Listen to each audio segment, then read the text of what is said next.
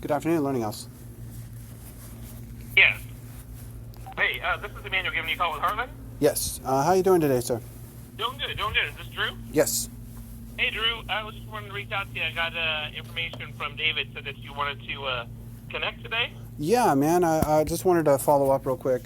So I talked to Dave and Bob yesterday, and they gave me some prices on some stuff that I didn't really request. I mean, I was pretty forward with Dave, and I told him, I said, look, man, I'm not really looking for too much of the financial services, and that's really what these guys were price quoting was, an upgrade for all the different services. And Bob was pretty adamant in telling me that, there's a lot of different fees for, servers, and we don't pay a lot of those different fees. And my concern, and the reason why I wanted to call was, if you guys are going to quote something in the $10,000 to $15,000 range, there's got to be a return on investment, right? For any of the local businesses to want to pay, that kind of money, we need to get a return on investment. So what I would like to do is talk to you about possibly, encouraging the guys to make suggestions that would benefit the local businesses. So when you guys pitch, how much stuff costs, you could say, hey, this is how it's going to make you money in the long run. Absolutely. Absolutely. I agree with that 100%. Okay, so let me do this. Let me get with Bob and David and, kind of figure out, what it was that they were presenting and what their game plan was, and let me coordinate with them and follow up back with you. Right. If you could find out why did they keep all of their original pricing paperwork, I needed something to present to my owners, right? And I didn't have anything, and I would like for Heartland to be a little bit more direct on pricing. It seems like the strategy is kind of to, divert away from saying how much things actually cost, and I would like more forward pricing. Certainly. And there's different components to the pricing piece. So I'll find out what they were discussing on the pricing. I mean, if we're talking about rates, then that is something that we have to build. We build for each location, each business on a case-by-case basis. So we have to get financials to actually create that. We don't have set models on rates.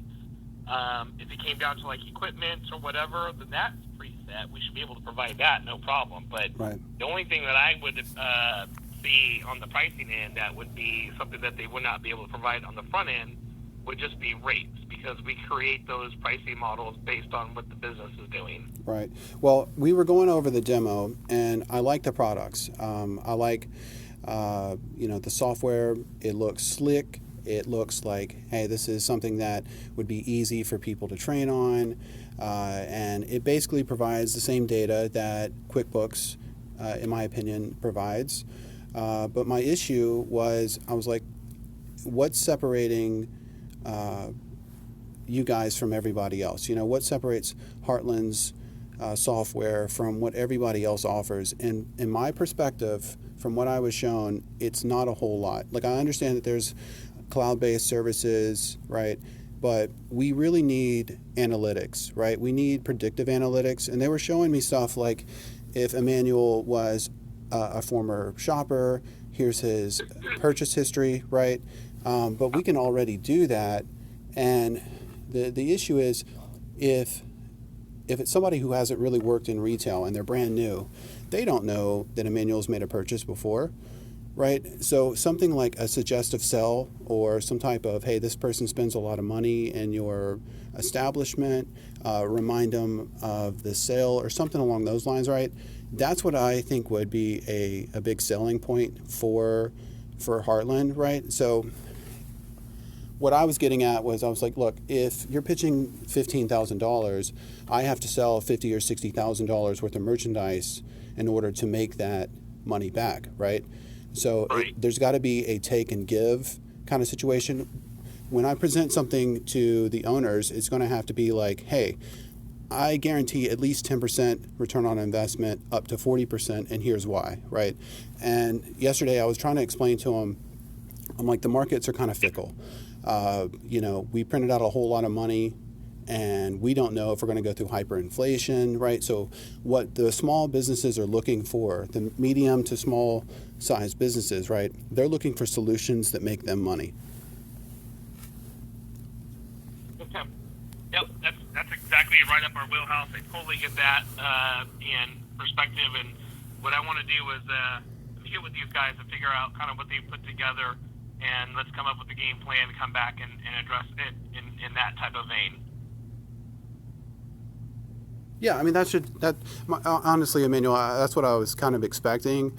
I'll be honest, I was let down a little bit when I changed my schedule around theirs, which is completely fine. It's a holiday weekend, right? It really seemed like Bob was very disappointed that I wasn't as interested in some of the payment processing, but I was really clear with Dave that I didn't want to focus too much attention at all on that.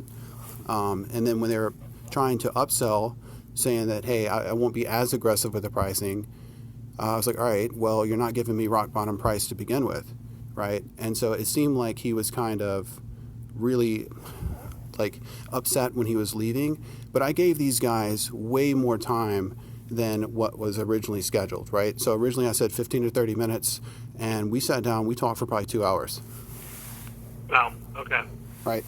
Okay. And so what I would like from Heartland is some good solutions that work, right? So if it's medium-sized businesses, this is the stuff that would help my business, right? And would probably help a lot of others.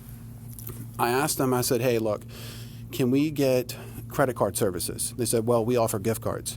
I said, yeah, but that's not a service that's different from everybody else. If we could do where Heartland underwrites and we could set up new accounts and we could get Learning House on a credit card, that sounds cool. I said, you're getting into middle market commerce, right? And it wouldn't just be our little business, right? It could be any of them. And if you're going to pay a substantial service fee, right, you're going to have to be able to offer stuff to the middle markets that everybody else doesn't have. So something like a partnership with FedEx or UPS, right? If you log on to our services, if you're paying a monthly fee to us, you're going to be able to get discounted shipping. So you can get discounted international shipping. So if anybody goes online and they want to purchase through our software, we are going to be able to provide you a better discount, right? And so from Heartland's perspective, you guys could make a big deal with one of the big shipping giants, and so you're able to be the service that the middle markets need. You got me? Yep. Right. Totally get it. Right. I know that that's asking a lot, but we just got done with the pandemic. So how much money do you think a lot of the businesses made being closed? Mm-hmm. Right. And these guys, I know they're hungry to make deals, but they're not bringing anything to the table. Yeah. Right. Yeah. Like, I mean, put yourself in their position. I want you to sit down at a board meeting, at FedEx and present them something that's going to cost them a whole lot of money with no return on investment. And I want you to sit there and stare at Fred Smith. What do you think he's going to tell you? Mm-hmm. Do you think he's going to give a damn if Bob is upset that he didn't make a deal? Right. Okay. That's what I was getting at. I was like, if you guys want to be aggressive, that's cool, but back it up with some money. You feel me? Yep.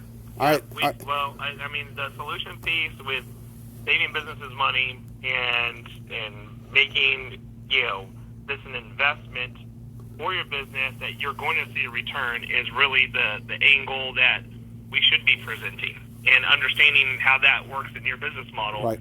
Is what it sounds like. Here's the thing, Emmanuel. Memphis is cutthroat, right?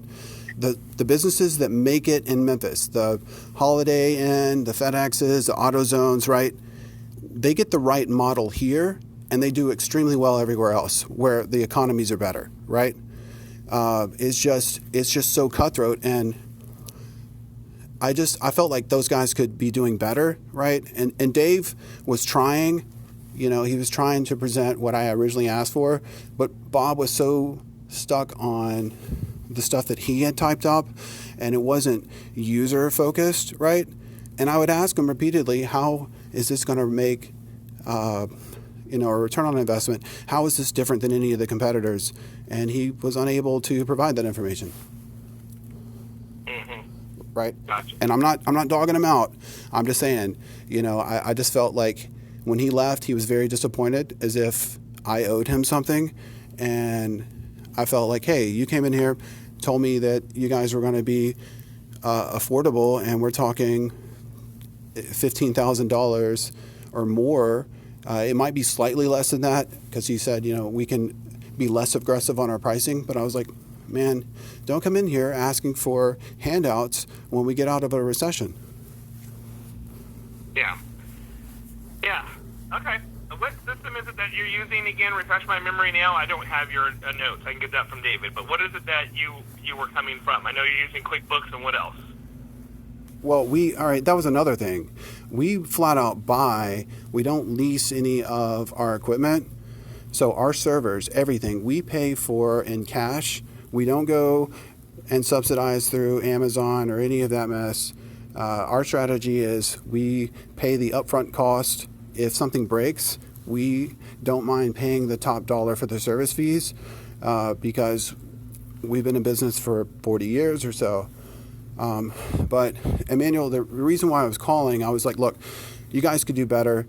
I want Dave to really make it. He seems really eager to work, and you don't see that very often. You got a lot of people just sitting at home collecting a check. Dave does not seem to be that type of person, but we got to change the strategy. Yeah. Okay. Well, I appreciate the feedback. I definitely get with them and take a look at where what they presented, where things are at, and appreciate you giving us an opportunity to make that adjustment, come back to the table, and go from there. All right, Emmanuel, I appreciate you. You have a good day, man. All right, thanks, you as well.